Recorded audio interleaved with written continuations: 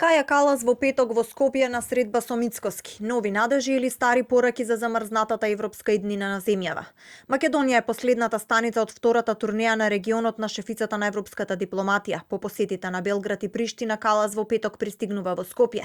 Според агендата, најавен е тет-а-тет разговор со Мицкоски. Со МНР Муцунски ќе го отворат првиот диалог за безбедност и одбрана меѓу ЕУ и Македонија, заедно со Мисајловски ќе ја посети Балканската медицинска работна група. Во Северна Македонија високата представничка Калас ќе се сретне со премиерот Христијан Мицковски. Таа ќе го отвори првиот диалог за безбедност и одбрана меѓу Европската унија и Северна Македонија со министерот за надворешни работи и трговија Тимчо Муцунски и ќе ја посети постојаната организација на Балканската медицинска работна група во присуство на министерот за одбрана Владо Мисајловски.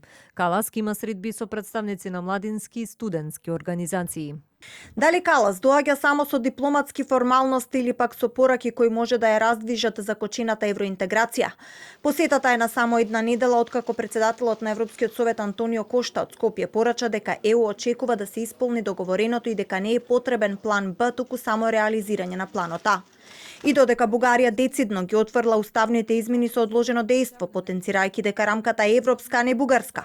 Силјановска очекува средба со Радев под палката на Антонио Кошта. Вчера изјави дека Австрија се понудила за медијација и дека членки на Европската унија не го прават тоа ако работата е завршена. Ветото како инструмент на ЕУ Силјановска во цинична форма го спореди со одлука за укинување на срамна смртна казна, а за односот на ЕУ кон Македонија порача ајде уште овој осуден да го екзекутираме.